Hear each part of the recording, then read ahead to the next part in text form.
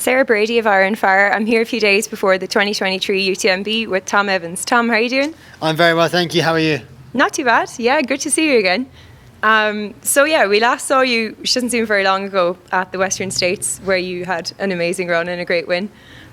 So I remember you said in your pre-race interview that you would decide after that whether to be here at UTMB or not. So was that decision made pretty quickly after? I think the initial decision was made pretty quick, and I was going to give myself a chance of being out here and racing, and then so it took a couple of weeks in the UK, got back into training pretty quick, and that was all pretty smooth. And then came out to Teen, so just above Val d'Isère, for just over 3 weeks, and then probably only finally made my decision sort of 10 days ago after my last hard long run.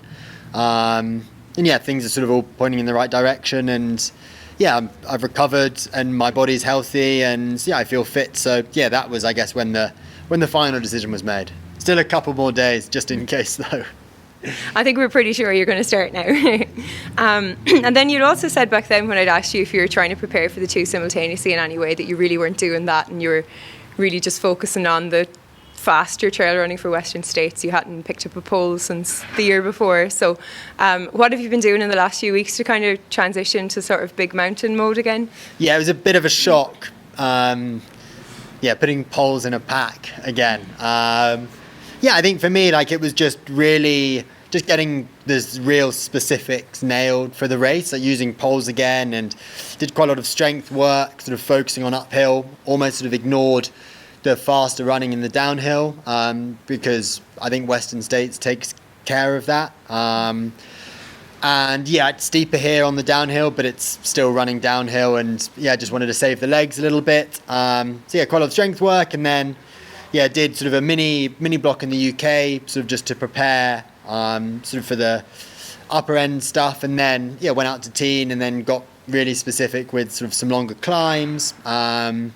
And just getting more used to spending some big days out of training. My Western States training, I ran a lot of miles, but the days aren't actually that big because you're running relatively fast. And if you did 8 hours, you're going 100k. Whereas here, you do 8 hours and you might have done 50k. It's been a really fun process transitioning.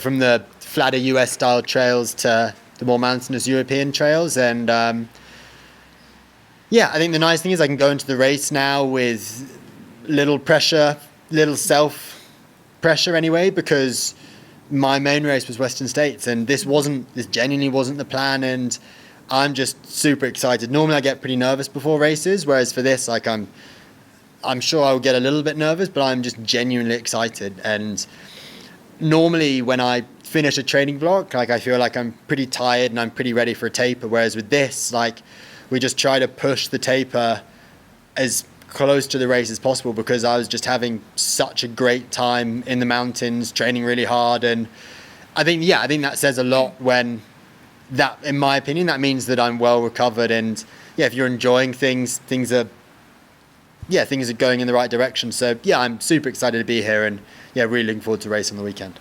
Okay, and I guess there is no pressure, because for anyone, to win Western States is just enough to achieve in one season. So anything else is a bonus, I guess.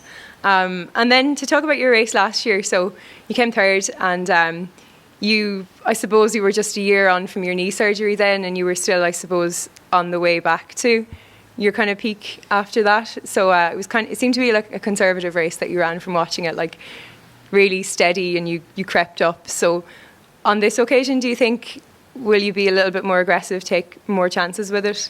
I think the first half will be pretty similar, and kind of just see what goes on. Funnily enough, pretty much identical to what I did at Western States. See what happens, sit at the back of the group, and if someone goes off hard at the front, which I'm sure they will, don't be silly and follow them. And then, at the UTMB equivalent of Forest Hill is where I will make my move, which is what I did. At Western States, I feel like that's a nice way to get into the race, but it's always great going in with a plan, but we'll see how the legs are feeling. I think it's going to be quite a cold night. It might be dry, it might be wet. no one really seems to know. The weather forecast doesn't really seem to know. So yeah, I think sort of just being super adaptive and super flexible and changing the plan if I need to. But for me, it's just about, fundamentally doing the basics, making sure that I'm staying warm, I'm staying dry, I'm fueling as I should. I'm not going too hard, but I'm also not going too slow. And for me, it's just, going into a race like that, I'm just going out for, it's going to be an amazing trail run through the night with a great group of guys. And I'm just really looking forward to it. Great. And so you spent like a lot of time with Zach Miller last year. Quite the bromance. So have you chatted to Zach? Are you hoping to share some miles again? Yeah, we spoke a little bit. We spoke at in Olympic Valley just before Western States, and sort of planted the seed that it's an option that I'd be here, and I'm super excited to share some miles with him, and quite a lot of other people from Western States as well, and I think there's going to be a pretty big group for a lot of the race. Yeah, it's definitely becoming like a lot more common to do the doubles. Like people are not quite as afraid of that as they used to be. And then just again to go back to last year, I know it was probably quite different, but was there anything in particular that like you feel that you could have done better then, or anything specific that you'll want to improve on? I think last year in itself was, for me, that was as good as I could have been on that day. Yes, I could have changed things, but a year on from fairly serious knee surgery, I didn't want to risk things, and I thought if I did risk things, things were far more likely to go wrong. Whereas now, going into it, having run the race before, I've learned a lot of lessons. I guess the only thing that I would change was my aid stations, how slow I was in a few of them. Like I was in aid stations last year for 16 minutes. It's quite a long time.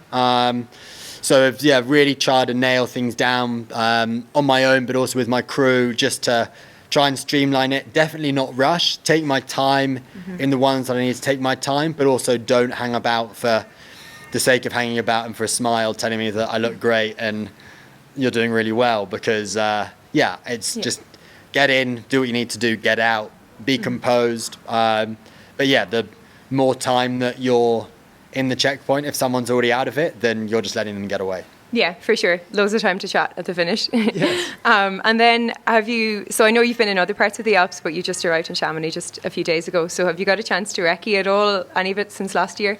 I've ran a couple of times in the pyramid section. But that's where I struggled a little bit last year. I fell over and broke my finger there, which didn't help. But from Chapiot up to the top and then onto the pyramids was where Jim and Killian made their move last year. So I wanted to get pretty savvy with that. And then the changes of the course out of Trient and then on the final climb is the same course that we had in 2018 when I raced CCC.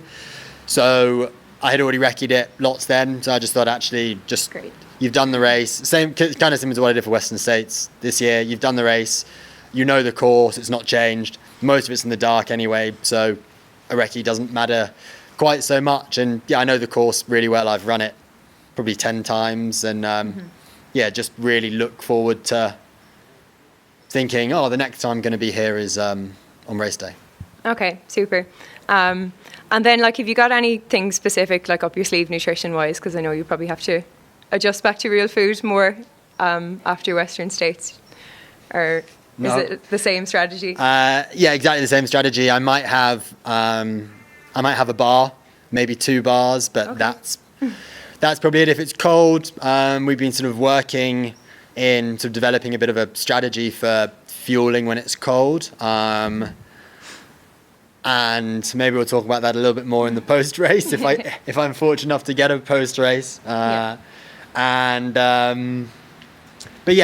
similar, high carbohydrate, similar to Western States, being very aware of if it's cold or you're at altitude, your metabolic rate speeds up, you burn more carbohydrates. So if it is cold at night, you need to fuel more, especially when you're up high, which you are when it's dark. I think just sort of being being sensible, fueling. It's for me, it's sort of, or for everyone, it should be basic. It shouldn't be a complicated thing. But if I feel like I need some more solid food, then I'll take some more solid food. But last year I made heaps of cycling risotto rice balls, and I ate quarter of one. And then my crew ate the rest. So that's important too. Yeah, their crew will be very well fed. I will be, a fairly similar diet to Western States, but maybe just with a couple of Morton solid bars as well. Okay, yeah, it sounds like you're prepared for all eventualities anyway. So yeah, I hope you have a fantastic race, and yeah, we look forward to seeing you out there. Me too. Thanks very much, and see you out on the course. Okay, great. Thanks, Tom.